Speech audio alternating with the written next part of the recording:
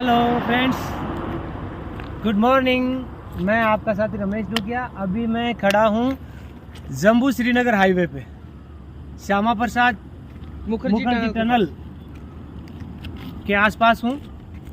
और मेरे पीछे देखिए आप, ये कश्मीर की वादियों में बसे हुए गांव। मैं अपना पूरा टूर कंप्लीट करके अब वापसी की तरफ हूँ। तो मैं आपको बता दूं कश्मीर आए किस प्रकार आए और यहाँ किस से मिले, ये सब चीज़ें देखिए साथियों। मैंने माँ वैष्णो देवी के दर्शन किए और कश्मीर का हर पॉइंट विजिट किया। गुलमर्ग, पहलगाम, श्रीनगर, पटनीटॉप सब जगह घूम के आया हूँ।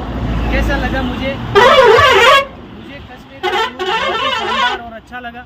यहाँ के लोग अच्छे लगे, कश्मीर की वादियाँ सबसे अच्छी लगी।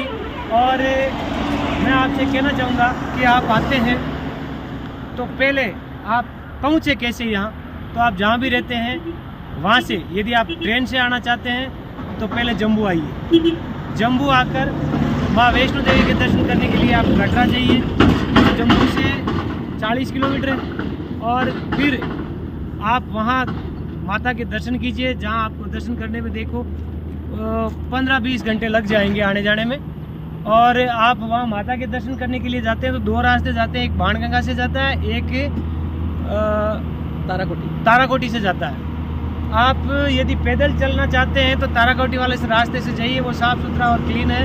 और आप घोड़े, खच्चर और ये पालकी वगैरह से जाना चाहते हैं तो आप बाणगंगा वाले रास्ते से जाइए। वहाँ से दर्शन करने के बाद एक दिन आप कटरा में रुक जाइए या वहाँ से आप गाड़ी लेके पटनीटॉप आ जाइए। नाइट अपना पटनीटॉप कीजिए, वहाँ से फिर आप गाड़ी लेके निकल जाइए श्रीनगर के लिए। शाम होते होते आप श्रीनगर पहुँच जाएंगे। श्रीनगर में एक होटल लीजिए, आराम कीजिए और उसके बाद निकल जाइए अगले दिन श्रीनगर देखने के लिए। श्रीनगर में आपको शालीमार बाग, निशांत बाग, चश्मे शाही, मुगल गार्डन, ये चीज़ें जहाँ शानदार बगीचे हैं, शानदार फूल हैं जो आपका मन मोलेंगे। वहाँ से आप अप्रैल के महीने में आते हैं तो ट्यूलिप गार्डन और आपको देखने को मिलेगा। वहाँ से अगले दिन आप निकल जाइए सोनमर्ग के लिए और फिर सोनमर्ग में आपको बर्फ़ भरी वादियाँ मिलेगी और एक दिन आप वहाँ एंजॉय कीजिए। साथ में सिंध नदी वहाँ मिलेगी आपको। वहाँ 2 ग्लेशियर है, एक हाई ग्लेशियर और एक जीरो पॉइंट। वहाँ आपको घोड़े से जाना होता है ऊपर और फिर ऊपर बर्फ़ है, आप खूब एंजॉय कीजिए। वहाँ से आप वापस आ जाइए उसी दिन नाइट में अपने श्रीनगर के होटल में रुक जाइए।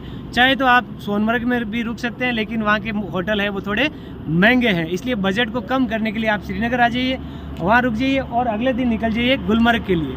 गुलमर्ग कीजिए, नाइट को आप पहलगाम आके रुक जाइए और नाइट आप पहलगाम देखिए, वहाँ भी घुड़सवारी का आनंद लीजिए।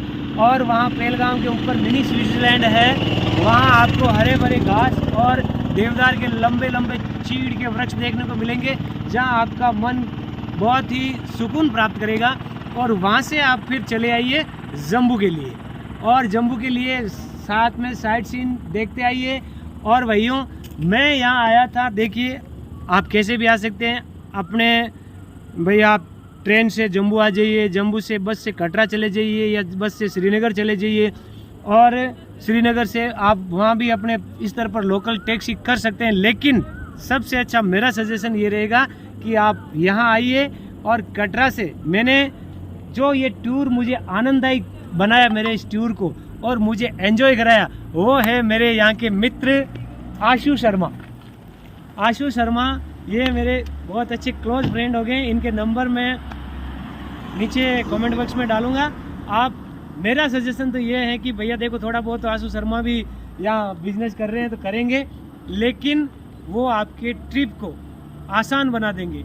यहाँ से मैंने आशु भैया से पैकेज लिया और मेरा पूरा ट्रिप आशु भैया ने तय किया। मैं तो यहाँ अनजान था, आशु भैया मुझे लेके गए श्रीनगर, श्रीनगर से गुलमर्ग, सोनमर्ग, पहलगाम, पटनीटॉप और मेरे पूरे ट्रिप को एंजॉय करवाया और मेरा शानदार ट्रिप करवाया। और आशु भैया का नेचर है वो बहुत ही हेल्पिंग नेचर है और ये हमेशा इनकी सबसे बड़ी विशेषता है, खुश मिजाज रहते हैं। मुस्कुराते रहते हैं। तो आंसू भैया, मेरे दोस्त जो भी आए उनको आप अच्छा ट्रिप करवाना, और मुझे उम्मीद है, आई होप, मैं ये उम्मीद करता हूँ कि आंसू भैया निश्चित तौर से आपको ट्रिप है वो एंजॉय करवाएंगे।